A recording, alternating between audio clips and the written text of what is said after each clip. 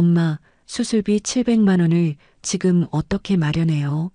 바쁘니까 끊어요. 뚜뚜뚜. 심장 수술이 급하다는 어머니의 전화를 차갑게 끊어버린 아들. 하지만 돈 없다던 아들은 다음날 5성급 호텔에서 장모의 칠순잔치를 성대하게 치르고 있었죠. 그 순간 70살 어머니는 깨달았습니다. 한평생 부모로서 희생한 모든 것들이 얼마나 헛된 것이었는지를. 지금부터 한 어머니의 조용하고 치밀한 복수가 시작됩니다. 진료실 안은 차가운 소독약 냄새와 무거운 침묵만이 가득했습니다. 오정숙은 터질 듯한 심장을 부여잡고 의사의 입이 열리기만을 기다렸습니다.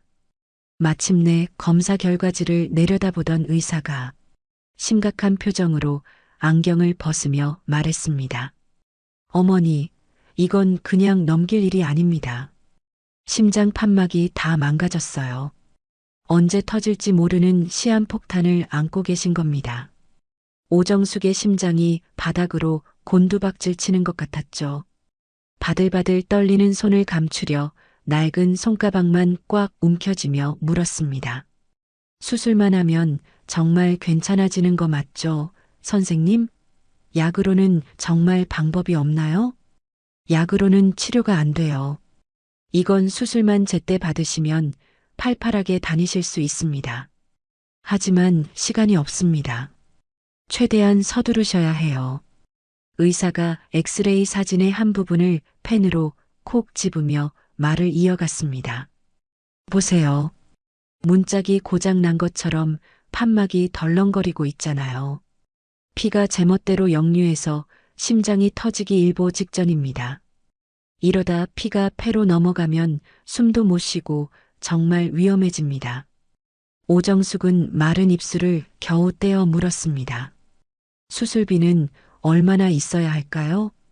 대략 700만 원 정도 생각하시면 됩니다. 그 순간 오정숙의 얼굴에서 핏기가 싹 가셨어요. 하얗게 질린 입술이 파르르 떨렸습니다. 700이라니요. 한 번에 그 큰 돈은 조금만 수술을 미뤄야 할 것 같아요. 그 말을 들은 의사가 단호하게 고개를 저었습니다. 정말 급합니다. 어머님, 일단 절차 설명은 드릴게요. 입원 전에 완납하셔야 수술실 예약이 가능합니다. 준비되시면 병원으로 바로 연락 주세요. 700만 원. 이건 하루 이틀 미룰 수 있는 상황이 아닙니다. 생명이 달린 문제예요. 오정숙은 넋이 나간 사람처럼 진료실을 나왔습니다. 병원 복도는 사람들로 북적였지만 그 모든 소음이 오정숙에게는 들리지 않았죠. 시끄러운 접수대 앞에서 한참을 못 박힌 듯 서 있었습니다. 걱정스러운 얼굴로 다가온 간호사가 물었습니다. 어머님, 어디 불편하세요? 안색이 너무 안 좋으신데. 저기 수술 날짜를 딱 며칠만 늦춰주면 안 될까요? 제가 지금 당장 그만한 돈이 없어서 그럽니다. 간호사가 컴퓨터 모니터를 톡톡 두드리며 사무적으로 대답했습니다. 이미 응급 환자로 등록되셨네요. 여기서 더 미루시면 병원에서도 책임 못 집니다. 상황은 알겠지만 저희가 해드릴 수 있는 게 없어요. 오정숙은 힘없이 고개를 끄덕이며 병원 문을 나섰습니다. 집으로 돌아온 오정숙은 미친 사람처럼 서랍을 뒤지기 시작했어요. 그녀는 서랍 속에서 낡은 통장 하나를 찾아 황급히 펼쳤습니다. 하지만 통장에 찍힌 50만 원이라는 숫자가 오정숙의 마지막 희망마저 짓밟아 버렸습니다. 손이 덜덜 떨렸죠. 혹시나 하는 마음에 장롱 깊숙한 곳, 낡은 옷가지 밑까지 샅샅이 뒤졌지만 돈 나올 구멍은 없었습니다. 오정숙은 마지막 동아줄을 잡는 심정으로 아들 박민수에게 전화를 걸었습니다. 한참 동안 이어진 신호음 끝에 퉁명스러운 목소리가 들려왔습니다. 왜요, 엄마? 민수야, 내 아들. 엄마가 정말 큰일이 생겨서 그래. 전화기 너머로 요란한 키보드 소리가 들려왔어요. 박민수가 잔뜩 신경질이 난 목소리로 쏘아붙였습니다. 아, 지금 바빠 죽겠는데. 부장님 결제받을 서류가 산더미예요. 엄마는 꼭 이럴 때만 전화하더라. 이따가 해요. 민수야, 잠깐만 5분만 통화 좀 하자. 엄마가 심장 수술을 해야 한대. 수술이요? 에이, 동네 병원에서 하는 말을 어떻게 다 믿어요? 원래 다 그렇게 심각하게 말하는 거예요. 그 의사들도 먹고 살아야 하니까 다른 큰 병원도 가보셨어요? 오정숙은 금방이라도 울음이 터질 것 같은 목소리로 매달렸습니다. 아니야, 정말 응급이래. 최대한 빨리 수술해야 한다고 그랬어. 그래서 말인데 수술비가 700만 원이 필요하단다.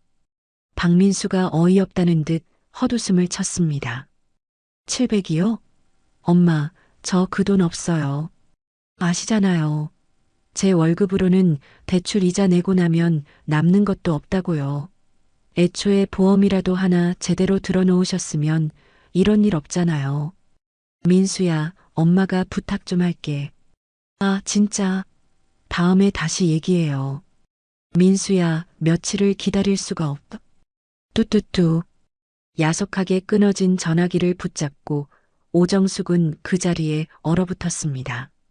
아들의 목소리 대신 들려오는 차가운 기계음이 오정숙의 심장을 후벼 팠습니다. 민수가 바빠서 그럴 거야. 그래, 중요한 발표를 앞두고 있으니 정신이 없겠지. 오정숙은 애써 아들을 이해해 보려 했지만 온몸에 힘이 빠져나가는 것을 막을 수는 없었죠. 그 순간 마지막 지푸라기라도 잡는 심정으로 며느리 김지영의 번호를 눌렀습니다. 신호가 몇 번 울린 뒤 시끄러운 소음과 함께 김지영의 목소리가 들려왔습니다. 여보세요? 어머님? 목소리에는 귀찮다는 기색이 역력했습니다. 오정숙이 떨리는 목소리로 겨우 입을 뗐습니다. 지영아, 나다. 내가 아주 급한 일이 생겨서 민수가 지금 너무 바쁜 것 같아 너한테 전화했다. 전화기 너머로 김지영이 다른 사람과 이야기하는 소리가 들려왔습니다. 아니, 이 색깔 말고 저걸로 보여주세요. 김지영이 잠시 후 다시 전화에 대고 말했습니다. 어머님, 저 지금 백화점이에요. 지금 정신이 하나도 없는데 무슨 일이세요? 용건만 간단히 해주세요. 오정숙은 가슴이 쿵 내려앉는 것 같았습니다. 저기, 내가 병원에 다녀왔는데 심장 수술을 받아야 한단다. 아주 급하게. 김지영이 믿을 수 없다는 듯이 혹은 관심 없다는 듯이 되물었습니다. 네, 수술이요? 갑자기요? 그래, 의사가 이번 주를 넘기면 위험하다고 했어. 그래서 수술비가. 김지영이 오정숙의 말을 매몰차게 끊었습니다. 어머님, 그런 중대한 일을 저한테 말씀하시면 어떡해요. 당연히 아들이랑 상의하셔야죠. 민수가 지금 발표 준비 때문에 너무 예민해서. 아무리 그래도 그렇죠. 돈 문제는 저 말고 민수 씨랑 직접 이야기하세요. 저 지금 계산해야 해서 이만 끊습니다. 지영아, 제발 내 말 좀. 뚜, 뚜, 뚜. 며느리의 전화마저 야멸차게 끊겼습니다. 오정숙은 핸드폰을 든 채로 거실 바닥에 힘없이 주저앉았습니다. 아들에게 그리고 며느리에게 연이어 버려졌다는 절망감이 온몸을 휘감았습니다. 그날 밤 가슴을 쥐어뜯는 듯한 통증에 오정숙은 뜬 눈으로 밤을 새웠죠. 거실의 낡은 장식장 위 환하게 웃고 있는 아들의 사진이 오늘따라 악마처럼 보였습니다. 응급실에라도 가야 하나 싶었지만 그 돈마저 무서웠어요. 새벽 4시 통증은 극에 달했습니다. 오정숙은 식은땀을 흘리며 거실 소파에 겨우 몸을 기댔습니다. 다음 날 아침 병원에서 급하게 전화가 왔습니다. 어머님, 오늘 중으로 입원 수속 안 하시면 수술 못 하세요. 오정숙이 기어들어가는 목소리로 대답했습니다. 돈을 아직 구하지 못했어요. 일단 응급이시라 수술자리 빼놨는데 그럼 다른 분 수술 일정 잡을게요. 카드 할부 납부도 어려우신 거예요? 네, 알아봤는데 한도가 안 나온다고 하더라고요. 알겠습니다. 그래도 최대한 빨리 수술 받으셨으면 좋겠어요. 전화를 끊은 오정숙은 그대로 부엌 바닥에 힘없이 주저앉았습니다. 뜨거운 눈물이 뺨을 타고 흘러내렸어요. 30년 세월이 고스란히 담긴 이 집에서 이렇게 혼자 죽어가는구나 싶었죠. 차가운 부엌 바닥에 쓰러져 있던 오정숙이 한참 뒤 힘겹게 몸을 일으켜 소파에 겨우 기대 앉았습니다. 가슴을 짓누르는 통증과 지독한 절망감에 한숨도 잠을 이룰 수가 없었죠. 멍하니 천장을 보다가 뭐라도 해야겠다는 생각에 무심코 핸드폰을 집어들었습니다. 며느리 김지영에게서 온 메시지 하나가 눈에 들어왔습니다.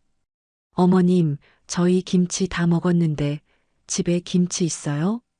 자신의 심장 수술보다 김지영에겐 김치가 더 중요해 보였습니다. 오정숙은 안 그래도 심란한 마음에 화면을 끄려다가 무심코 김지영의 프로필 사진을 눌렀습니다. 최근에 올린 사진들이 화면을 가득 채웠습니다. 첫 번째 사진을 보는 순간 오정숙의 눈이 그대로 멈췄습니다. 번쩍번쩍한 샹들리에가 달린 호텔 연회장에서 찍은 사진이었어요. 수십 개의 둥근 테이블에 온갖 빼입은 사람들이 앉아 웃고 있었습니다. 무대 위에는 사랑하는 김순덕 어머님 칠순을 축하드립니다라는 현수막이 큼지막하게 걸려 있었죠. 오정숙이 입술을 파르르 떨며 중얼거렸습니다. 사돈어른 칠순 잔치였구나. 아주 성대하게도 치렀네. 다음 사진으로 손가락을 넘기자 고운 한복을 차려입은 김지영이 활짝 웃고 있었습니다. 두 손에는 누가 봐도 값비싸 보이는 선물 상자를 들고 있었죠. 사진 밑에 적힌 글을 읽는 순간 오정숙의 심장이 쿵 내려앉았습니다. 우리 엄마 칠순 선물로 샛노란 황금 목걸이 해드렸어요. 이럴 때 효도해야죠. 그 밑으로는 아첨 같은 댓글들이 줄줄이 달려 있었습니다. 황금 목걸이라니 남편이 돈 많이 벌었나 보다. 부럽다. 언니 같은 딸 있으면 어머니는 밥 안 먹어도 배부르겠어요. 오정숙은 화면을 키워 목걸이를 자세히 뜯어봤습니다. 투박할 정도로 굵고 노란 빛을 뿜어내는 황금 목걸이였습니다. 아무리 못해도 500만 원은 훌쩍 넘을 것 같았죠. 오정숙의 손이 부들부들 떨리기 시작했습니다. 조금만 더 보태면 내 수술비 할 수 있을 텐데. 다음 사진에는 말끔하게 정장을 차려입은 아들 박민수가 사돈들과 어깨동무를 하고 있었습니다. 세상 시름 다 잊은 사람처럼 환하게 웃으며 술잔을 부딪히고 있었어요. 사진 설명에는 이렇게 적혀 있었죠. 우리 신랑도 장모님 사랑 듬뿍 받는 중. 신랑이 엄마에게 준 용돈 500만 원 고마워. 오정숙은 핸드폰을 쥔 손에 힘을 주었습니다. 마디마디가 하얗게 질릴 정도였어요. 어제는 돈 없는데 수술비 얘기한다고 피를 말린다더니 용돈 500만 원? 아들 대학 등록금을 내주려고 밤낮 없이 일한 자신의 고달팠던 세월의 기억이 스쳐 지나갔습니다. 그런데 이제는 그 아들이 자신의 엄마의 목숨값은 외면하고 있었죠. 분노로 눈앞이 흐려졌습니다. 오정숙은 자기도 모르게 핸드폰을 바닥에 내동댕이 쳤습니다. 요란한 소리와 함께 액정에 거미줄 같은 금이 쫙 갔습니다. 아이고 세상에. 오정숙은 그 자리에 주저앉아 목 놓아 울기 시작했습니다. 그때 현관문 쪽에서 다급한 노크 소리가 들렸습니다. 정수가 괜찮아? 안에서 무슨 소리가 나서. 이웃 송순자의 목소리였습니다. 오정숙이 퉁퉁 부은 눈으로 문을 열자 송순자가 걱정스러운 얼굴로 들어섰습니다. 어머나, 이게 다 무슨 일이야? 바닥에 핸드폰은 왜 이 모양이고 얼굴은 또 왜 이래? 오정숙이 터져나오는 울음을 참으며 말했습니다. 순자야, 나 너무 억울해서 못 살겠어. 도대체 무슨 일인데 그래? 왜 그래? 오정숙은 송순자를 소파에 앉히고 깨진 핸드폰 화면을 보여주며 자초지종을 설명했습니다. 내가 어제 민수한테 전화해서 엄마 죽는다고 수술비 좀 어떻게 해달라고 그렇게 빌었는데 돈 한 푼 없다고 나를 쏘아붙이더니 지 장모한테는 용돈 500만 원을 줬더라. 송순자가 기가 막힌다는 듯 혀를 찼습니다. 수술? 무슨 수술? 너 어디 안 좋아? 심장 판막이 어쩌고 어쨌든 수술 빨리 안 하면 위험하대. 아이고 저런 몹쓸 놈을 봤나? 지 엄마 수술비는 아깝고 마누라 엄마한테는 간이라도 빼줄 기세네. 정수가 이걸 그냥 가만뒀어. 그러게 말이야. 나는 지금 당장 수술 안 받으면 죽는다는데 쟤들은 저러고 있었어. 순자야, 나 너무 비참해. 송순자가 오정숙의 등을 세게 두드리며 말했습니다. 울지 마, 정수가. 이런 일로 울면 너만 손해야. 독하게 마음 먹어야지. 독하게 마음 먹고 뭘 어떻게 해. 당장 수술비가 없는데. 아들한테 다시 전화해. 빌긴 왜 빌어? 지금까지 지를 어떻게 키웠는데 이번에는 소리라도 질러. 핏대 한번 세워봐. 송순자는 부엌으로 가 찬물을 한 컵 떠왔습니다. 자, 일단 이거 마시고 정신 차려. 여기서 네가 쓰러지면 저것들만 좋아해. 알았어? 송순자가 돌아간 후 오정숙은 금이 간 핸드폰을 주워들었습니다. 깨진 액정 너머로 보이는 화려한 잔치 사진들이 오정숙을 비웃는 것 같았습니다. 오정숙은 흐르던 눈물을 손등으로 거칠게 닦아냈습니다. 더 이상 슬픔에 잠겨 있을 시간이 없었어요. 그녀는 사진 속에서 행복하게 웃고 있는 아들과 며느리의 얼굴을 차갑게 내려다보았습니다. 다음 날 정숙의 발걸음이 향한 곳은 병원이 아니었습니다. 남편 박종민이 잠들어 있는 야산 공동묘지였죠. 헐떡이는 숨을 몰아쉬며 가파른 산길을 올랐습니다. 마디가 굵어진 손가락으로 이마에 땀을 훔쳐내며 오정숙은 마침내 남편의 묘 앞에 섰습니다. 회색 화강석으로 만든 묘비 앞에 서서 그대로 무릎을 꿇었습니다. 박종민 지묘라고 새겨진 글자를 마른 손으로 쓸어보았어요. 여보, 나왔어. 결국 밤새 참았던 울음이 터져 나왔습니다. 여보, 당신 지금 보고 있어? 우리 아들이 이제 나를 짐짝같이 여기는 것 같아. 오정숙은 주먹으로 묘 앞에 마른 땅을 내리치며 오열했습니다. 내 수술비 700만 원은 없다고 소리 지르던 놈이 사돈 칠순이라고 500만 원 용돈에 금목걸이를 척 사주더다고. 당신이 이걸 알면 무덤에서 벌떡 일어나겠다. 거센 바람이 불어와 오정숙의 흐느낌처럼 소나무 가지를 울렸습니다. 문득 남편과 처음 만났던 35년 전의 기억이 파도처럼 밀려왔습니다. 26의 박종민은 어깨가 산처럼 넓고 눈빛이 뜨거운 청년이었습니다. 두 사람은 중매로 만나 부부가 되었죠. 금방이라도 쓰러질 듯한 변두리 판잣집이 신혼집의 전부였습니다. 박종민이 오정숙의 손을 덥석 잡으며 말했습니다. 정수가 이런 누추한 데서 시작하게 해서 미안해. 당신 손에 흙 대신 다이아몬드 박아줄 때까지 내가 죽도록 일할게. 오정숙이 박종민의 손을 마주 잡으며 대답했습니다. 그런 말 마요. 우리 둘이 함께라면 어디든 좋아요. 두 사람은 새벽부터 황무지로 나가 돌을 골라내고 밭을 일궜습니다. 박종민이 괭이로 땅을 뒤집으면 오정숙이 마른 흙에 씨앗을 심었죠. 여보, 손에 물집이 잡혔네요. 정숙이 박종민의 손을 살펴보며 걱정스럽게 말했습니다. 괜찮아.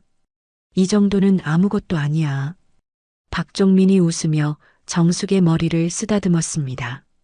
저녁이면 둘이서 고구마 하나를 나눠 먹으며 허기를 달랬지만 마음만은 부자였습니다. 첫 해에는 감자와 옥수수를 조금 수확했습니다. 이듬해에는 밭을 더 넓혀 배추와 무도 심었습니다. 세 번째 해부터는 시장에 내다 팔 만큼 많이 거뒀습니다. 아들 박민수가 태어났을 때 박종민은 세상을 다 가진 듯 기뻐했습니다.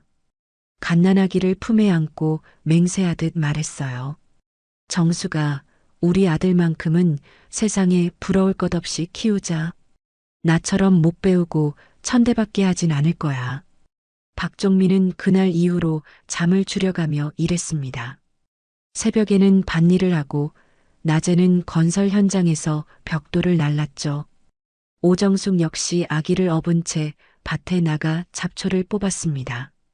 10년이 지나자 황무지는 옥토가 되었고 시내에 작은 상가 건물도 장만했습니다. 박종민은 건물 등기부등본을 오정숙 앞에 내밀며 아이처럼 웃었습니다. 정수가 이제 우리 민수 장가 갈 때 이 건물 하나 물려주면 든든하겠지? 그럼요. 당신이 평생 고생한 보람이 있어야죠. 하지만 행복은 길지 않았습니다. 박종민은 55의 나이에 갑자기 심장마비로 쓰러졌습니다. 병원 응급실에서 박종민은 오정숙의 손을 붙잡고 마지막 말을 남겼습니다. 정수가 우리 민수 내가 없어도 세상에서 제일 부자로 살게 해줘. 내 모든 것 다 민수 줘. 다시 현실로 돌아온 오정숙이 묘비를 보며 눈물을 쏟아냈습니다. 여보, 당신 유언 지키려고 했어. 당신 재산 전부 민수한테 물려주려고 했는데 다시 생각해야 할 것 같아. 어느덧 해가 서산으로 뉘엿뉘엿 넘어가고 있었습니다. 멀리서 묘지관리인 박노인이 삽을 어깨에 메고 다가오며 말했습니다. 아이고 할머님, 아직도 여기 계시면 어떡해요. 곧 깜깜해져서 산길이 위험합니다. 아 예, 가야죠. 오정숙이 치맛자락에 흙을 털며 힘겹게 일어섰습니다. 박노인이 걱정스럽게 물었습니다. 무슨 안 좋은 일이라도 있으세요? 얼굴이 말이 아닌데. 아닙니다. 이제 괜찮아요. 중요한 걸 결정했거든요. 오정숙은 다시 한번 묘비에 깊이 절을 했습니다. 그리고는 누구에게도 들리지 않을 목소리로 맹세하듯 속삭였죠. 여보, 이제 내가 옳은 일을 할 거야. 여보가 평생 고생해서 모은 재산을 정말 가치 있게 쓸 방법을 찾을게. 묘지를 내려오는 오정숙의 발걸음은 더 이상 무겁지 않았습니다. 그때 주머니 속 핸드폰이 울렸습니다. 박민수에게서 온 문자 메시지였죠. 엄마 바빠서 전화 못 받았어요. 수술 문제는 주말에 만나서 얘기해요. 주말이라니. 오정숙은 문자를 보고 씁쓸하게 웃었습니다. 주말까지 기다릴 시간이 없다는 걸 몇 번이나 이야기했는데도 아들은 엄마의 말을 귓등으로 흘려듣고 있었습니다. 오정숙은 그 문자를 차가운 눈으로 바라보다가 그대로 삭제해버렸습니다. 정숙이 차갑게 결심을 굳히고 있을 바로 그 시각, 아들 박민수는 회사의 비좁은 화장실 칸막이 안에서 식은 땀을 흘리고 있었습니다. 주머니 속 핸드폰이 요란하게 진동하자 박민수는 질겁하며 화면을 확인했죠. 장덕수라는 세 글자가 그의 숨통을 조여왔습니다. 떨리는 손으로 겨우 통화 버튼을 누른 박민수가 쥐어짜듯 목소리를 냈습니다. 여보세요. 박민수 씨, 나 장덕수야. 아주 뻔뻔하게 내 전화를 피하네. 약속한 날짜가 한참 지났는데 아직도 깜깜무소식이야? 장덕수의 목소리는 얼음장처럼 차가웠습니다. 사장님 죄송합니다. 조금만 더 시간을 주시면 안 될까요? 곧 해결될 것 같습니다. 곧이 언제냐고. 벌써 한 달이 넘었어. 원금 3천이 이자 붙어서 이제 5천이야. 여기서 더 늦으면 눈덩이처럼 불어나는 거 몰라? 박민수는 이마에 맺힌 땀을 손등으로 닦았습니다. 사장님, 정말입니다. 제가 곧 상속받을 재산이 있어서 그럽니다. 그것만 해결되면. 상속? 그게 땅 파면 나와? 나는 돈 가지고 장사하는 사람이야. 한 달 안에 원금 이자 싹 다 정리 못하면 내가 당신 회사 로비에 현수막이라도 붙여줄게. 경영기획팀 박민수 과장, 빚 떼먹고 잠수. 이렇게 말이야. 장덕수의 협박에 박민수의 다리가 후들거렸습니다. 그대로 변기 뚜껑에 주저앉으며 애원했어요. 사장님, 제발 저 여기서 쫓겨나면 저희 부부 길거리에 나앉습니다. 제가 이번에 과장 승진도 해야 하는데. 그럼 돈을 구해와. 딱 일주일 준다. 그때까지 해결 못하면 당신 마누라 친정에도 이 소식 잘 전해줄 테니 각오해. 전화가 툭 끊겼습니다. 박민수는 한참을 망연자실하게 앉아 있었습니다. 저녁이 되어 집으로 돌아온 박민수는 초조한 얼굴에 김지영과 마주 앉았습니다. 김지영이 다그치듯 물었습니다. 오늘도 그 인간한테 전화 왔지? 뭐라고 해? 또 협박했어? 박민수가 힘없이 고개를 끄덕였습니다. 일주일 주겠대. 그때까지 돈 못 막으면 회사랑 당신 친정에 다 터뜨리겠다고. 김지영의 얼굴이 새하얗게 질렸습니다. 어떻게? 내 쇼핑몰 하면서 끌어다 쓴 신용대출 3천만 원도 해결 못했는데 우리 이제 정말 끝이야? 지영아, 그래서 우리 빚이 총 얼마라고? 김지영이 핸드폰 계산기를 두드리며 울상을 지었습니다. 당신 사채 5천에 내 대출 3천, 합해서 8천만 원이야. 박민수가 소파에 머리를 파묻으며 신음했습니다. 이제 남은 방법은 하나뿐이야. 어머니 재산, 그거 상속받아서 막는 수밖에 없어. 그 말에 김지영의 눈이 번쩍 뜨였습니다. 맞아. 어머님 땅이랑 상가 건물 합치면 3억은 넘을 거야. 담보대출로 1억은 나오지 않을까? 박민수가 고개를 들며 말했습니다. 어머니는 평생 나 하나만 보고 사셨어. 늘 모든 걸 나한테 주겠다고 하셨잖아. 김지영이 자신만만하게 박민수의 팔을 붙잡았습니다. 당연하지. 어머님이 얼마나 당신을 아끼시는데. 완전 아들 바보시잖아. 우리가 달라고 하면 당장이라도 주실 거야. 박민수가 그 말에 용기를 얻은 듯 벌떡 일어났습니다. 그래, 그럼 내일 당장 어머니 찾아뵙고 상속 절차부터 밟자고 말씀드리자. 김지영이 안심한 듯 미소를 지으며 핸드폰을 들었습니다. 잘 생각했어. 내가 이미 아는 법무사 사무실에 연락도 해놨어. 서류 준비하는데 시간이 좀 걸린대. 역시 당신은 준비가 철저하다니까. 김지영이 잠시 생각하다 물었습니다. 근데 어머님 수술 이야기는 어떻게 됐어? 어제 전화하셨다며. 박민수가 대수롭지 않다는 듯 손사래를 쳤습니다. 아, 그거 동네 병원에서 엄살 부리는 거겠지. 진짜 위급했으면 벌써 앰뷸런스 타고 실려갔을 거야. 일단 우리 급한 불부터 끄고 나서 해결해드리면 되잖아. 김지영이 맞장구를 쳤습니다. 맞아. 어머님 수술은 며칠 늦춰도 되지만 사체는 정말 위험하잖아. 두 사람은 어느새 희망에 부풀어 내일 계획을 세웠습니다. 내일 아침 일찍 가자. 점심 먹으면서 자연스럽게 얘기하고 내가 어머님 좋아하시는 한우 갈비 세트라도 사갈게. 좋아. 어머니가 나물도 좋아하시니까 내가 아침 시장 가서 제일 좋은 걸로 준비해야겠다. 박민수가 자신만만한 목소리로 말했습니다. 걱정 마. 어머니는 날 위해서라면 뭐든 해주실 분이야. 지금까지 그랬으니까. 두 사람은 자신들의 미래가 다시 밝아졌다고 믿어 의심치 않았습니다. 아들 내외가 달콤한 상속의 꿈에 젖어 있는 동안 오정숙은 그 꿈을 산산조각 낼 첫걸음을 내딛고 있었습니다. 오정숙은 이웃 송순자에게 전화를 걸었습니다. 순자야, 혹시 시내에서 제일 유명한 변호사 이름이 뭔지 아니? 알지. 최인철 변호사잖아. 텔레비전에도 나오고 모르는 사람이 없어. 왜? 변호사 사무실 찾아가려고? 오정숙의 심장이 세차게 뛰기 시작했습니다. 최인철? 어디서 들어봤는데 알았어 고마워. 끊어.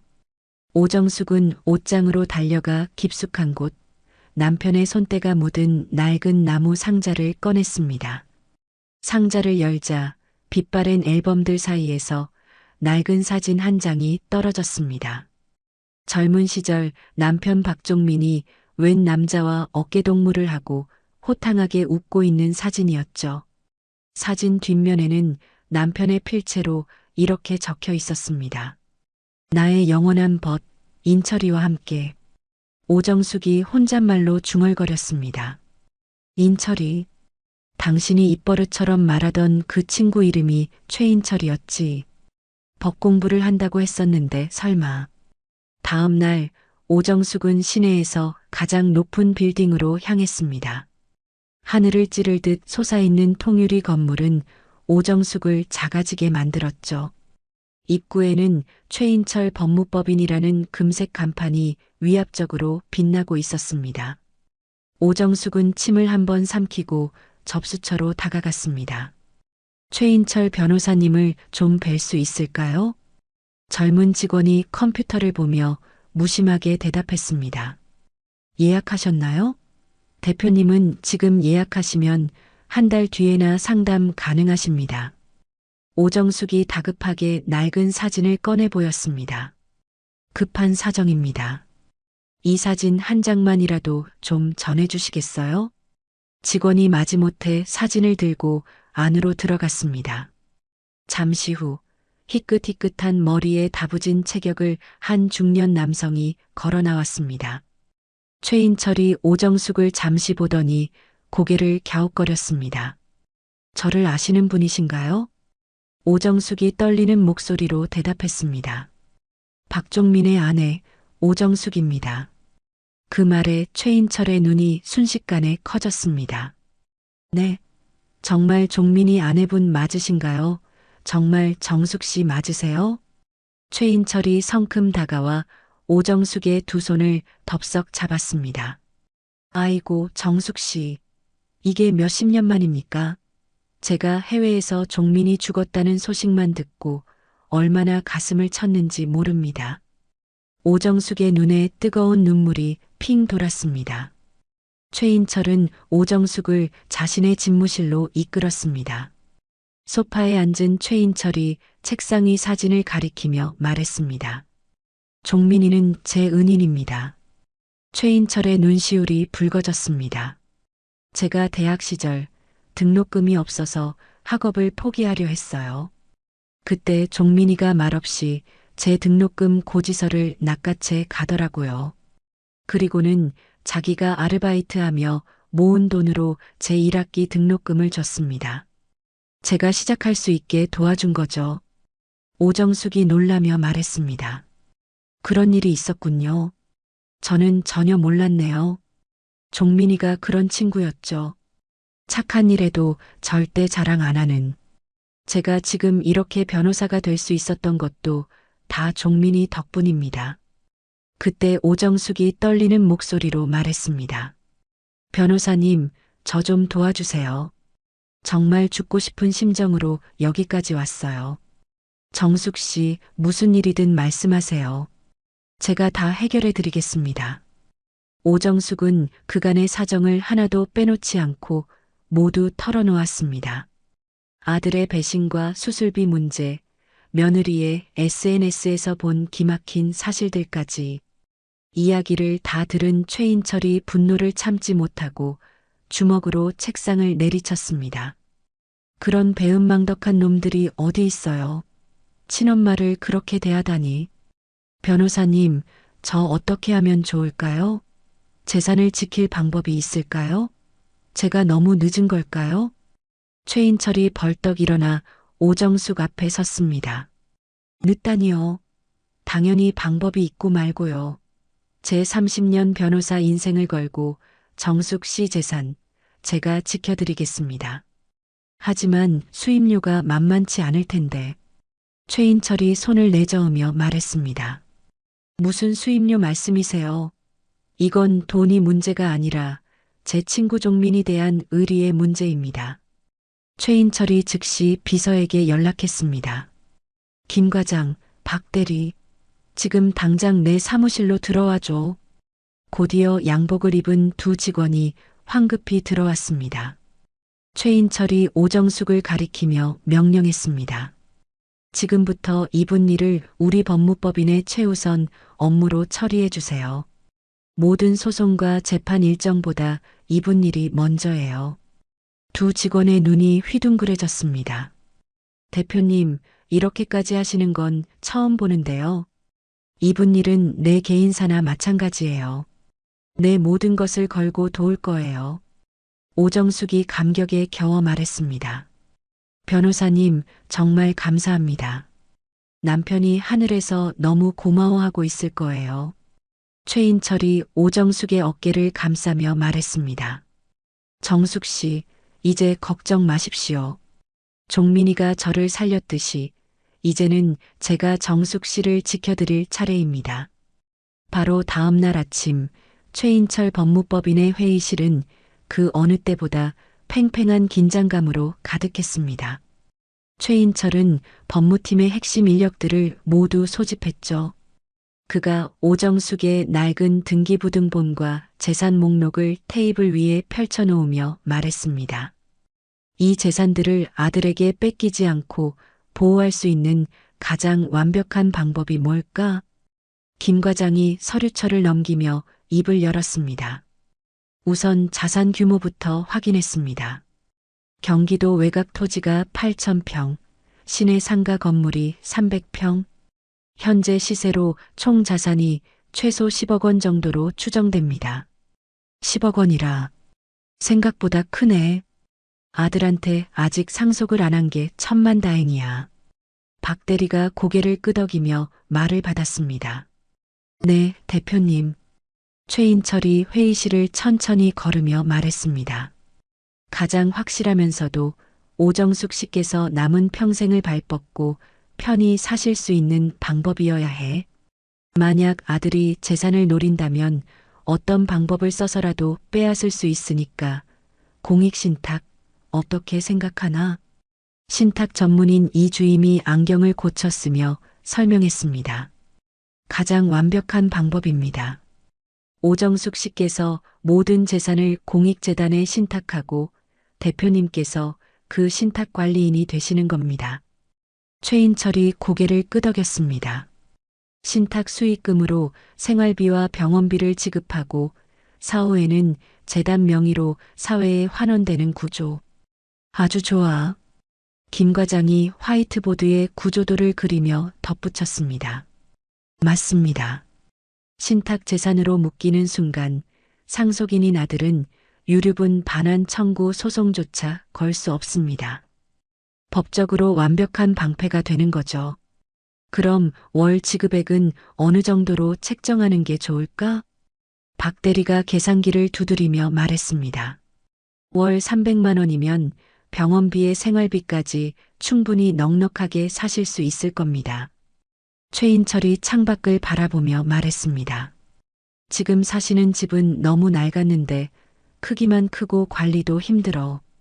이참에 처분하고 아담한 전원주택 같은 곳으로 옮겨드리는 게 좋겠어. 알겠습니다, 대표님. 모든 절차를 끝내는데 약 한 달 정도 소요될 것 같습니다. 가장 중요한 건 보안이야. 한 달 동안 아들 내외가 눈곱만큼도 눈치채서는 안 돼. 김 과장, 관련 기관과 물밑 접촉부터 시작하게.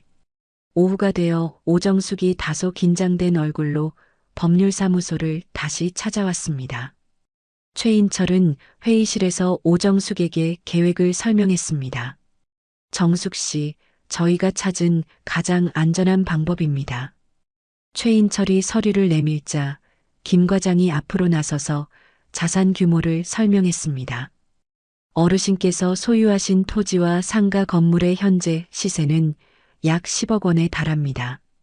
오정숙의 눈이 휘둥그레졌습니다.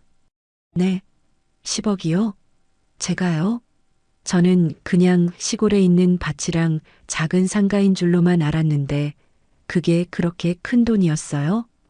오정숙은 평생을 아끼고 살아왔지 자신이 가진 것의 가치는 제대로 알지 못했던 겁니다.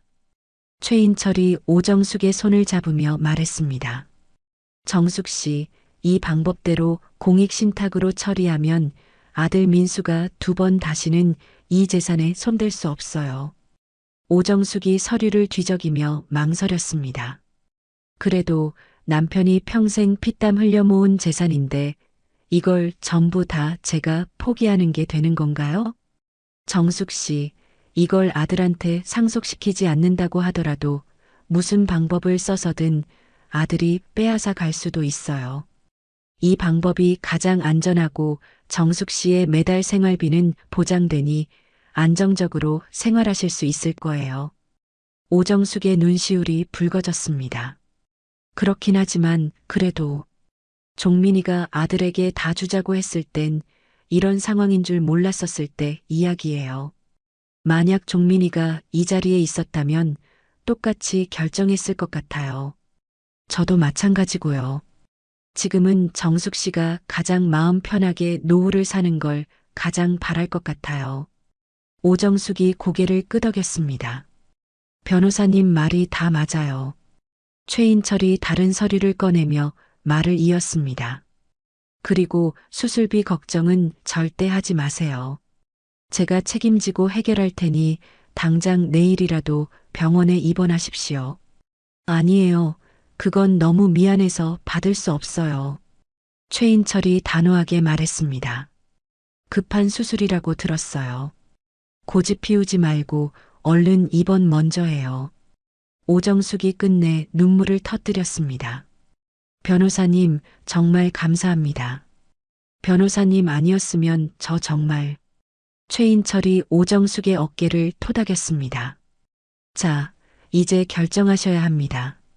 정숙 씨의 남은 인생을 위해서요.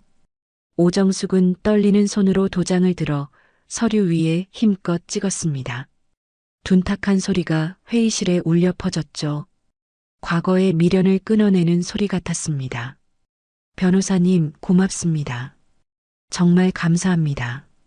최인철이 오정숙을 부축해 일으키며 말했습니다. 이제 모든 게 제자리로 돌아갈 겁니다. 정숙 씨. 종민이도 하늘에서 웃고 있을 거예요. 최인철의 도움으로 무사히 심장 수술을 받은 지 한 달. 오정숙은 거짓말처럼 가뿐해진 몸으로 집 뒤뜰에 섰습니다. 30년 전 남편 박종민과 함께 심었던 감나무가 오정숙을 내려다보고 있었죠. 어느새 어른 키의 2배를 훌쩍 넘게 자란 나무였습니다.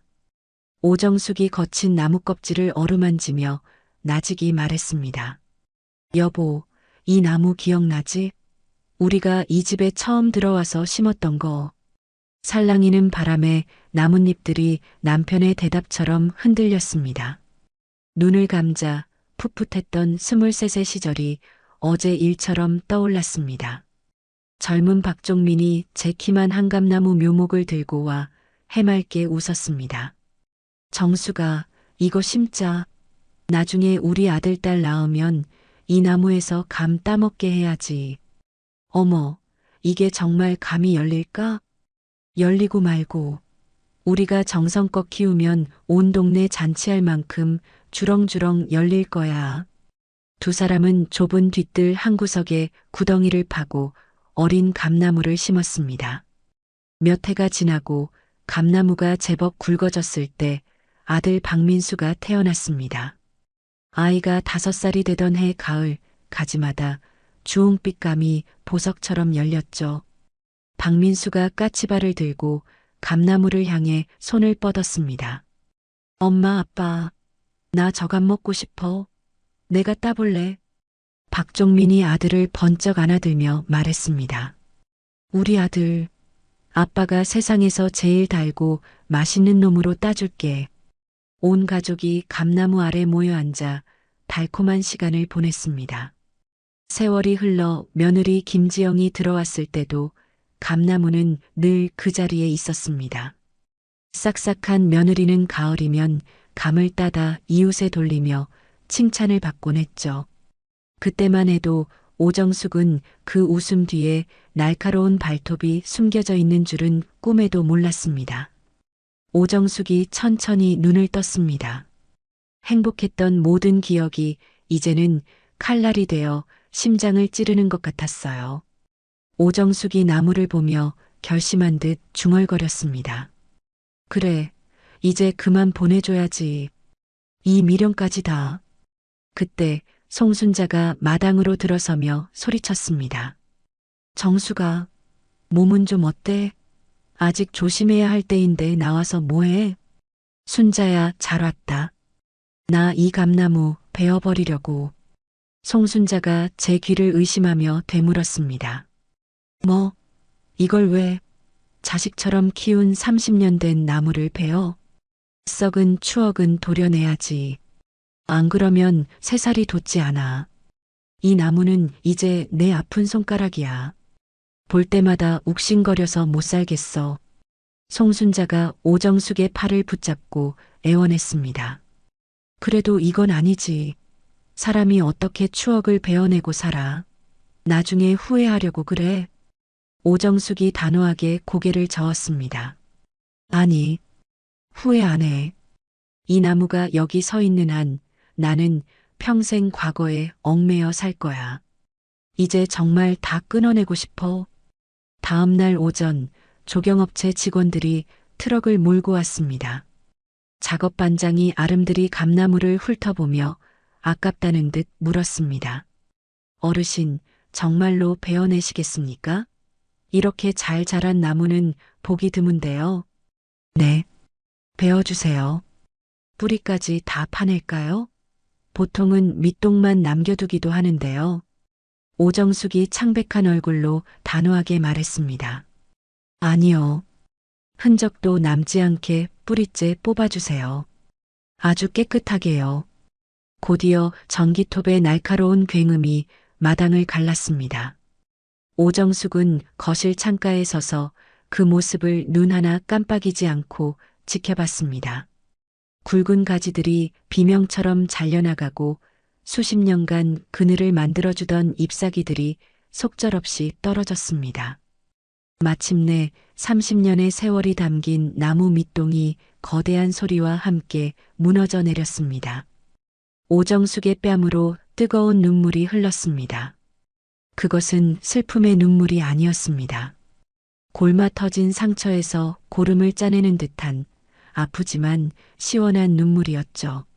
모든 작업이 끝나고 텅 비어버린 뒤뜰. 오정숙은 감나무가 있던 검은 흙 위에 섰습니다. 오정숙은 남편의 영정 앞에 향을 피웠습니다. 사진 속 박종민은 여전히 환하게 웃고 있었습니다. 여보, 나 이제 당신 아들의 엄마가 아니라 그냥 오정숙으로 살려고 해. 당신이 남긴 짐도 아들에 대한 미련도 다 저 나무랑 같이 땅에 묻었어. 하늘에서 나 잘 사는지 지켜봐줘. 오정숙은 두 손을 모아 남편에게 마지막 인사를 했습니다. 감나무를 베어낸 지 사흘 후 오정숙의 마음에 모처럼 평화가 찾아온 지 사흘째 되던 날이었습니다. 그 평화를 깨트리는 요란한 초인종 소리가 울려 퍼졌죠. 오정숙이 인터폰 화면을 확인하자 잔뜩 굳은 얼굴에 며느리 김지영이 서 있었습니다. 문을 열자 김지영은 언제 그랬냐는 듯 활짝 웃는 얼굴로 바뀌어 있었어요. 두 손에는 값비싼 포장지로 감싼 쇼핑백이 들려 있었습니다. 어머님, 그동안 어디 계셨어요? 전화도 안 받으시고 저희가 얼마나 걱정했는지 아세요? 민수 씨랑 저랑 매일 밤 잠도 못 잤어요. 김지영의 과장된 목소리가 거실을 울렸습니다. 오정숙은 며느리의 지친 눈빛과 억지로 끌어올린 입꼬리를 차분히 바라보며 말했습니다. 몸이 좀 안 좋아서 병원에 있었어. 심장 수술을 받았거든. 그 말에 김지영의 얼굴이 순간 하얗게 굳었습니다. 들고 있던 쇼핑백을 바닥에 떨어뜨릴 뻔하며 호들갑을 떨었죠. 네, 수술이요? 심장 수술이요? 세상에, 언제요? 왜 저희한테 아무 말씀도 안 하셨어요? 민수 씨는 알아요? 급하게 하느라 정신이 없었다. 김지영은 당황한 기색을 감추려 애쓰며 재빨리 쇼핑백을 고쳐들었습니다. 어머님, 저를 부르셨어야죠. 그럼 이거 정말 잘 사왔네요. 어머님 기력 보충하시라고 제일 비싼 홍삼으로 사온 건데 수술하셨으니까 이만한 게 없죠. 김지영이 다른 봉지를 열어 보이며 부산을 떨었습니다. 이건 한우 특등급 살치살이에요. 단백질 보충하셔야 빨리 회복하시죠. 그런데 어머님, 사실 저희가 오늘 이렇게 급하게 찾아뵌 이유가 있어요. 김지영은 소파에 앉자마자 깊은 한숨부터 내쉬었습니다. 그녀의 말투엔 시어머니의 수술에 대한 걱정보다는 본인의 하고 싶은 말을 빨리 전하고 싶은 조급함이 드러나 있었죠. 무슨 일이니? 민수 씨 사업 투자가 좀 잘못돼서요. 제가 쇼핑몰 하던 것도 망하고 빚이 좀 생겼어요. 어머님이 계속 연락도 안 되시고 집에도 안 계셔서 일단 급한 사채 빚 일부는 저희 엄마가 도와주셔서 맡긴 했는데 오정숙은 말없이 찻잔에 물을 따랐습니다. 김지영이 초조한 듯 말을 쏟아냈습니다. 그래서 말인데요, 어머님. 이참에 상속 문제를 미리 정리해 두시는 게 어떨까 해서요. 상속? 김지영이 기다렸다는 듯 가방에서 서류 뭉치를 꺼냈습니다. 네. 요즘 상속세법이 자꾸 바뀌어서 불리해지기 전에 미리 증여 형식으로 정리해 두는 게 절세에 엄청 유리하대요. 다 어머님 재산 지켜드리려는 거예요. 오정숙이 서류를 건네받으며 물었습니다. 이게 다 뭐냐? 김지영이 서류를 펼쳐 보이며 오정숙의 옆에 바싹 다가앉았습니다. 이건 상속 재산 포괄 위임 동의서고요. 이건 어머님 인감증명서 발급 위임장이에요.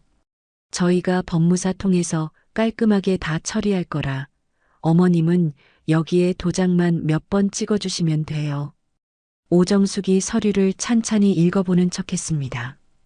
이미 최인철에게 들어서 다 아는 내용이었죠. 지금 이걸 다 하라고? 김지영이 애가 타는 목소리로 오정숙의 팔을 붙잡았습니다. 어머님, 저희가 정말 급해서 그래요. 일주일 안에 해결 못하면 민수 씨 회사에서 쫓겨날지도 몰라요. 오정숙이 서류를 조용히 덮어 테이블 위에 올려놓았습니다. 생각할 시간을 좀 다오. 큰 수술을 막 끝내서 정신이 없다. 그 순간 김지영의 얼굴에서 미소가 사라졌습니다. 생각하실 게 뭐가 있어요, 어머님? 아버님 유언도 그렇고 이 재산은 당연히 민수 씨 거잖아요. 저희가 아니라 남 주실 건 아니잖아요. 오정숙이 며느리의 싸늘한 눈빛을 마주보며 말했습니다. 그래도 이런 중대한 일은 신중해야 하는 법이다. 김지영은 표정을 갈무리하고 억지 미소를 지었습니다. 네, 알겠어요, 어머님. 그럼 내일 다시 찾아올게요. 저희 목숨이 달린 일이니까 내일은 꼭 도장 찍어주셔야 해요. 김지영은 선물을 내려놓는 것도 잊고 황급히 집을 나섰습니다. 혼자 남은 오정숙은 김지영이 두고 간 서류를 집어들었습니다. 오정숙이 쓴웃음을 지으며 혼잣말을 했습니다. 내 목숨은 안중에도 없더니 지들 목숨은 소중한가 보구나. 오정숙은 곧바로 최인철에게 전화를 걸었습니다. 변호사님, 저입니다. 방금 며느리가 다녀갔습니다. 상속 관련 서류 더미를 내밀더군요. 수화기 너머로 최인철의 단호한 목소리가 들려왔습니다. 올 것이 왔군요, 정숙 씨. 그래서 뭐라고 하던가요? 내일 도장을 찍어달라고 재촉하고 갔습니다. 알겠습니다. 저들이 그렇게 서두른다면 우리도 계획을 앞당겨야죠. 걱정 마십시오. 저희가 한 발 빠를 겁니다. 오정숙이 창밖을 내다보며 말했습니다. 네, 변호사님만 믿겠습니다. 전화를 끄는 오정숙의 눈빛이 그 어느 때보다 차갑게 빛났습니다. 같은 시각 박민수는 콧노래를 부르며 넥타이를 메고 있었습니다. 지영이 어머님이 집에 계시다는 소식을 민수에게 전해줬죠. 내일 도장을 찍어주실 것 같다는 이야기도 들었습니다. 모든 것이 자신의 계획대로 완벽하게 돌아가고 있다고 믿었죠. 박민수는 회사 일을 정리하고 오후에 시내의 한 은행으로 향했습니다.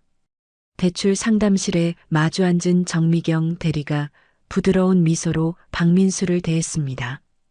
박민수는 다리를 꼬고 앉아 여유로운 태도로 물었습니다. 어떻게 담보 가치는 충분히 나오죠? 정미경 대리가 컴퓨터 화면을 보며 대답했습니다. 네, 고객님. 아버님께 상속받으신 토지와 상가 건물을 합산하니 현재 시가로 약 10억 원 정도 됩니다. 신청하신 1억 원 대출은 아주 넉넉하게 가능하십니다. 네, 10억이요? 그 땅이랑 건물이 그렇게 시가가 높아요? 박민수의 입가에 흡족한 미소가 번졌습니다. 그럼 대출 실행은 언제쯤 가능합니까? 어머님과 함께 방문하셔서 본인 의사 확인과 서류 절차만 마치시면 일주일 내로 가능합니다. 박민수가 자신만만하게 말했습니다.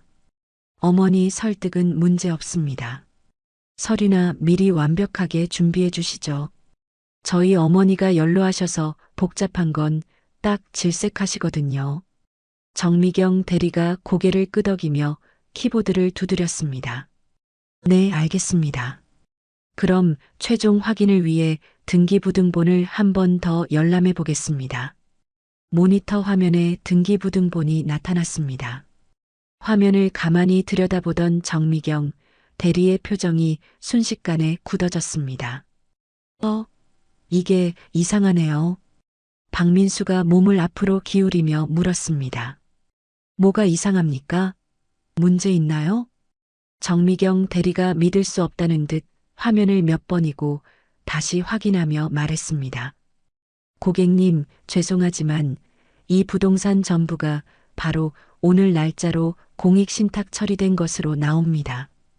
오늘 오전이네요. 박민수가 인상을 찌푸렸습니다. 공익신탁? 그게 대체 뭡니까? 재산을 공익재단에 기부하는 법적 제도입니다.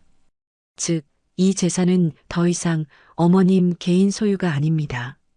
이미 모든 법적 절차가 완료되어 담보 설정이 원천적으로 불가능한 상태입니다. 순간 박민수의 머릿속이 하얘졌습니다.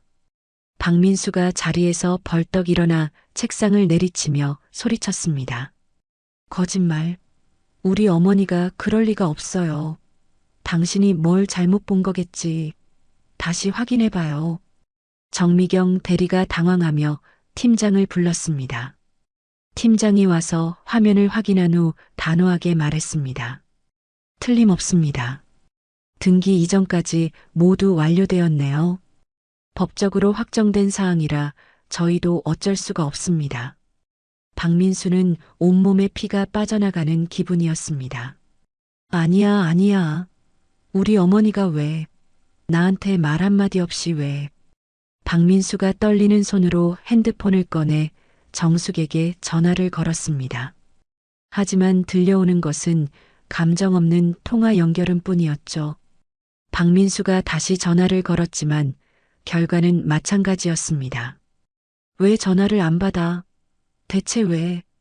박민수는 곧장 아내 지영에게 연락했습니다. 지영아, 너 지금 어디야? 왜 그래, 자기야? 은행은 다녀왔어? 근데 목소리가 왜 그래? 박민수가 은행을 뛰쳐나가며 악을 썼습니다.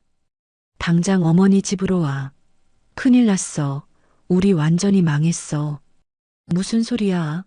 어머님이 내일 도장 찍어주실 거야. 도장은 무슨?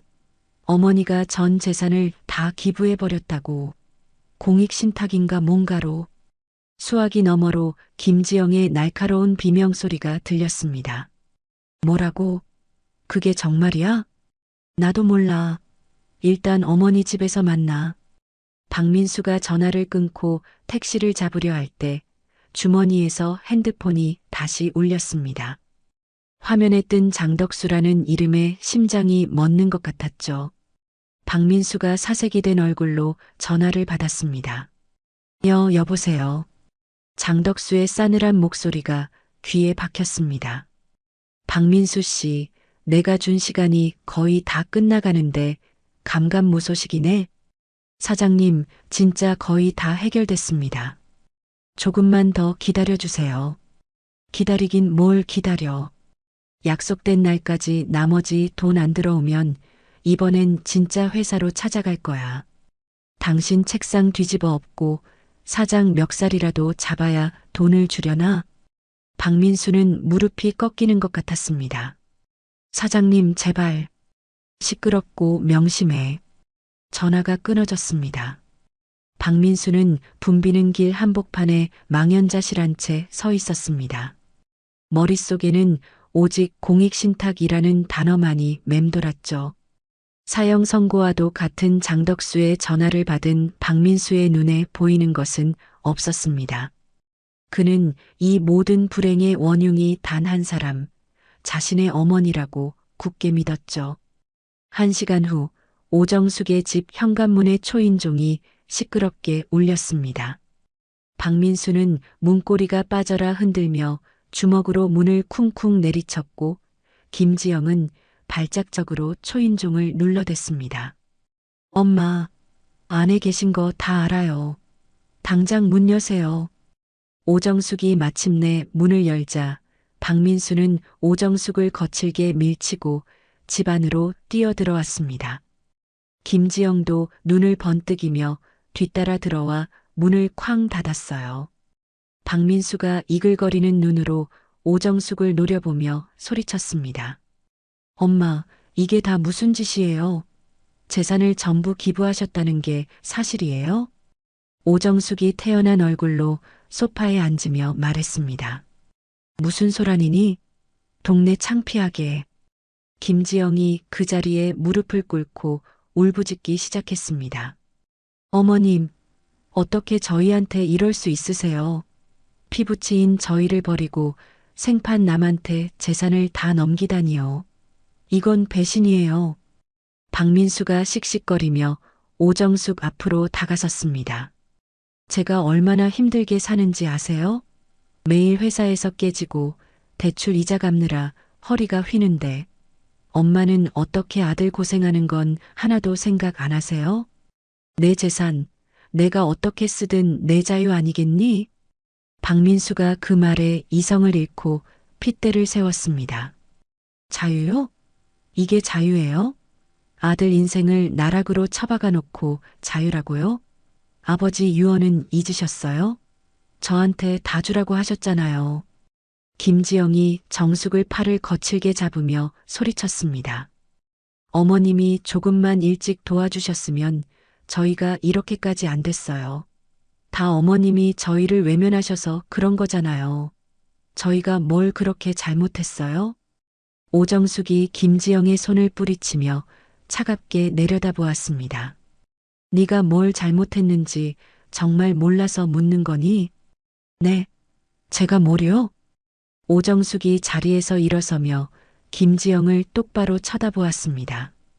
내가 심장이 터질 것 같아서 수술비 좀 도와달라고 했을 때 너희는 돈 한 푼 없다고 나를 매정하게 끊어버렸지. 박민수가 말문이 막혀 멈칫했습니다. 김지영이 대신 악을 썼습니다. 그때는 저희도 정말 힘들었단 말이에요. 어머님이 사정을 좀 봐주셨어야죠. 오정숙이 코웃음을 쳤습니다. 사정? 힘들어서 돈이 없다던 애들이 내 친정어머니 칠순 잔치에는 500만 원 용돈에 황금 목걸이를 척 걸어드렸더구나. 그 순간 김지영의 얼굴에서 핏기가 사라졌습니다. 거짓 울음도 순식간에 멎었죠. 박민수가 격분하여 거실 탁자를 발로 걷어찼습니다.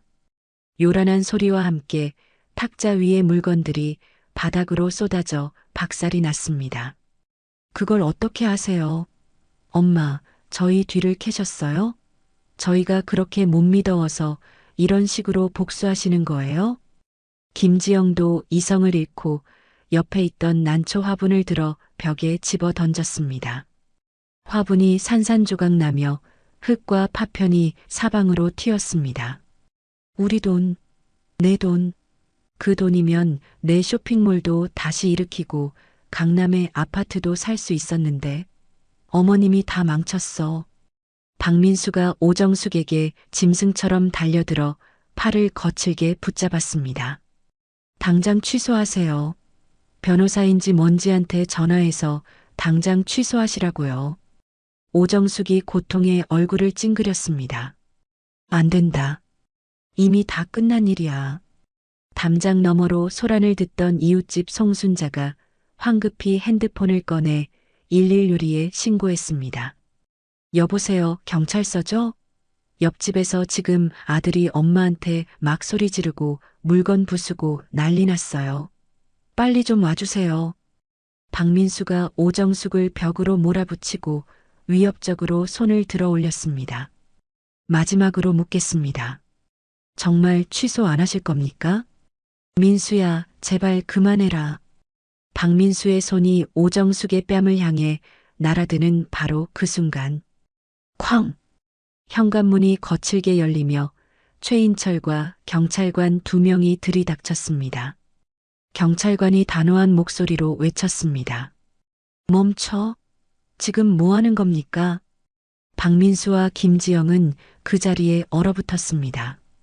최인철이 재빨리 오정숙에게 다가가 부축하며 물었습니다. 정숙 씨, 괜찮으세요? 최인철은 오정숙을 자기 뒤로 보호하고는 박민수를 향해 얼음처럼 차가운 눈빛으로 말했습니다. 박민수 씨, 당신은 방금 용서받지 못할 선을 넘었습니다. 최인철의 얼음장 같은 말에 박민수와 김지영은 그 자리에 얼어붙었습니다. 뒤이어 들어온 경찰관이 거실의 난장판을 훑어보며 나직이 말했죠. 집안이 엉망이군요. 명백한 재물손괴 현장입니다. 당사자가 원하면 현행범으로 체포할 수 있습니다. 박민수가 당황해서 손사래를 쳤습니다. 아닙니다. 오해가 있으신 모양인데 저희는 그냥 가족끼리 대화를 하던 중이었습니다. 그때 최인철이 들고 있던 두꺼운 서류 파일을 쿵 소리가 나게 탁자 위에 올려놓았습니다. 저는 오정숙 씨의 법률 대리인 최인철 변호사입니다. 이런 상황을 미리 예상하고 모든 준비를 마쳤습니다.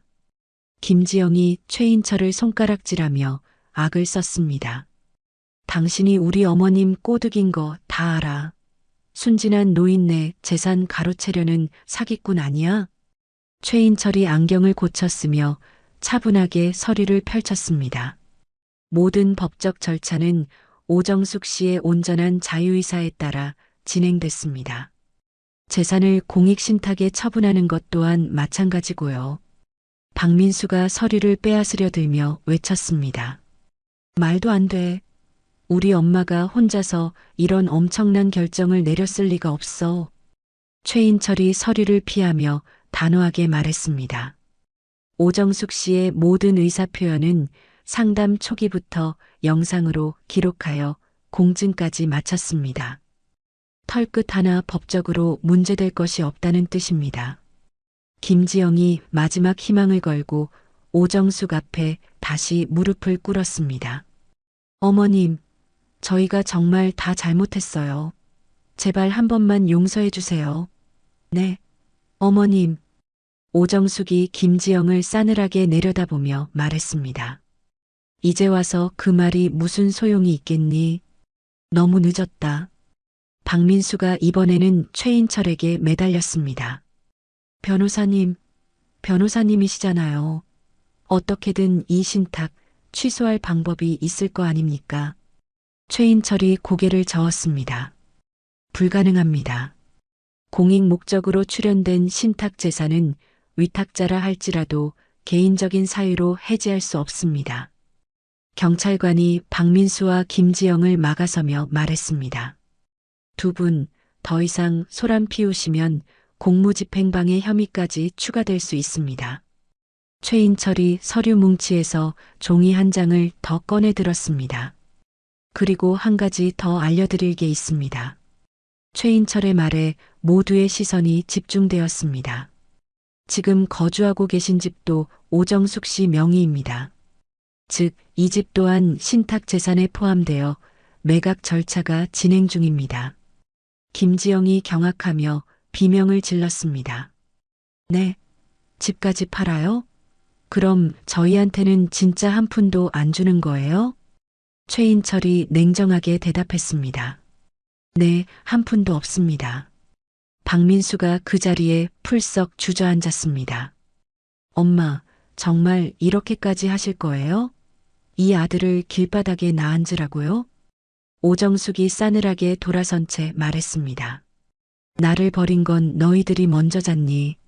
내 목숨값 사고 황금 목걸이를 저울질했을 때 너희는 이미 내 자식이 아니었다. 경찰관이 박민수와 김지영에게 다가가 말했습니다. 이제 그만 댁으로 돌아가시죠. 계속 버티시면 주거침입으로 연행하겠습니다. 김지영이 바닥에서 일어나며 마지막으로 애원했습니다. 어머님, 진짜 마지막이에요. 제발요. 오정숙은 끝까지 뒤돌아보지 않았습니다. 결국 박민수와 김지영은 경찰관들에게 등 떠밀려 허망하게 집에서 쫓겨났습니다. 문이 닫힌 후 거실에는 무거운 침묵만이 남았습니다. 최인철이 오정숙에게 다가갔습니다. 정숙 씨, 괜찮으세요? 오정숙이 소파에 주저앉으며 길게 한숨을 쉬었습니다. 변호사님, 이제 정말 다 끝난 거 맞죠? 네. 모든 법적 절차는 끝났습니다. 새로 사실 집 계약도 마쳤고요. 경찰관들이 현장을 둘러본 후 말했습니다. 더 도움이 필요 없으시면 저희는 이만 철수하겠습니다. 최인철이 경찰들을 배웅하고 돌아와 말했습니다. 정숙 씨 마음고생 심하셨습니다. 하지만 이제 정말 평안만 남았습니다. 오정숙은 바닥에 널브러진 깨진 찻잔 조각들을 보며 나직이 물었습니다. 변호사님, 제가 정말 잘한 걸까요? 최인철이 오정숙의 어깨를 가만히 감쌌습니다. 그럼요. 정숙 씨는 자신을 지키신 겁니다. 종민이도 하늘에서 박수를 보내고 있을 겁니다. 모든 것이 끝났다는 안도감과 함께 자식을 제 손으로 내쳤다는 깊은 허탈감이 오정숙의 마음을 무겁게 짓눌렀습니다. 경찰에게 등 떠밀려 쫓겨난 박민수와 김지영은 한동안 넋이 나간 사람처럼 어두운 골목길에 서 있었습니다. 먼저 침묵을 깬 것은 김지영이었습니다. 김지영이 박민수를 향해 돌아보며 얼음처럼 차가운 목소리로 말했습니다. 다 당신 때문이야. 하나뿐인 아들이라면서 어떻게 어머니 성격 하나 제대로 파악 못하고 이 사달을 내. 박민수가 어이없다는 듯 김지영의 팔뚝을 거칠게 잡아챘습니다. 뭐, 지금 내 탓이라고 했어? 칠순 잔치에 금목걸이 사들고 가서 알랑거릴 시간에 어머니 속을 좀 들여다볼 생각은 안 했어? 김지영이 그 손을 매섭게 뿌리쳤습니다. 뭐라고? 내가 뭘 더 어떻게 해? 죽어가는 시어머니 수술비도 나 몰라라 하는 냉혈한 아들놈을 남편으로 둔 죄밖에 더 있냐고. 당신이 그때 전화 한 통이라도 따뜻하게 받았어 봐. 일이 이 지경까지 왔겠어? 그럼 너는 전화 받고 뭐라고 했는데 내 엄마 선물 고르느라 바쁘다고 끊어버린 주제에 두 사람의 이기심이 만든 균열은 더 이상 봉합할 수 없을 정도로 벌어져 있었습니다. 서로를 향한 비난과 원망은 걷잡을 수 없이 번졌죠. 결국 그날 밤 텅 빈 월세방에서 두 사람은 서로의 머리채를 잡고 뒹굴며 처절하게 싸웠습니다. 둘의 사이에서 돈이라는 연결고리가 끊어지자 남은 것은 끔찍한 증오뿐이었습니다. 다음 날부터 부부의 처절한 자산 정리가 시작되었습니다. 서로 말 한마디 없이 각자의 생존을 위해 움직였죠. 박민수는 번쩍이던 외제차를 중고차 매매상에게 넘겼습니다. 딜러가 차를 훑어보며 말했습니다. 사고 이력에 흠집도 많네요. 감가심에서 2천만 원 이상은 힘듭니다. 김지영은 울며 겨자 먹기로 명품 가방들을 중고 매장에 팔았습니다. 이거 다 합해서 800만 원 쳐드릴게요. 요즘 이런 디자인은 잘 안 나가서요. 하지만 빚을 갚는 건 그것만으로는 턱없이 부족했습니다. 결국 박민수는 그날 밤 텅 빈 사무실에 홀로 남아 사직서를 썼습니다. 다음 날 부장의 싸늘한 시선을 받으며 퇴직금 중간 정산을 신청했죠. 며칠 후 작은 카페에 마주 앉은 두 사람의 얼굴은 그늘로 가득했습니다.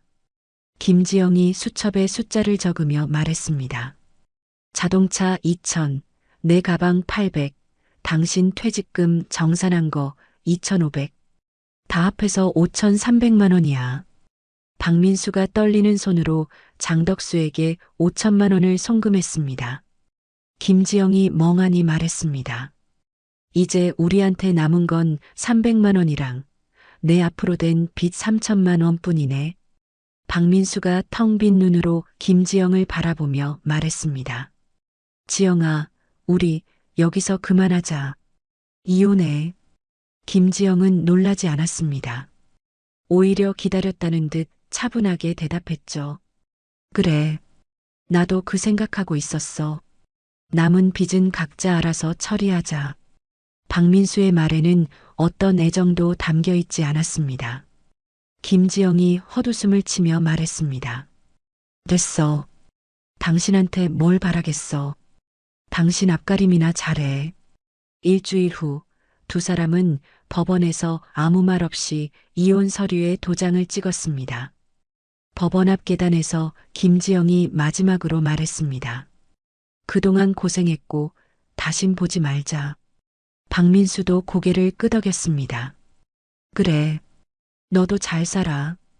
김지영을 태운 택시가 멀어지는 것을 박민수는 한참 동안이나 바라봤습니다.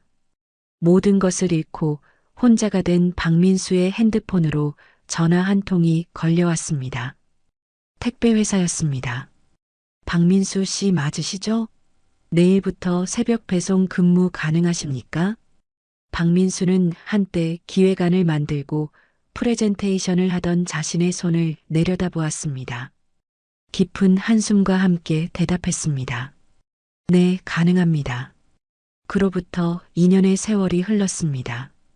가을볕이 따사롭게 내리쬐는 한적한 시골 마을, 오정숙은 작은 단독주택의 마당에 서 있었습니다. 최인철의 도움으로 무사히 심장 수술을 받고 모든 것을 정리한 뒤 얻은 새로운 보금자리였죠.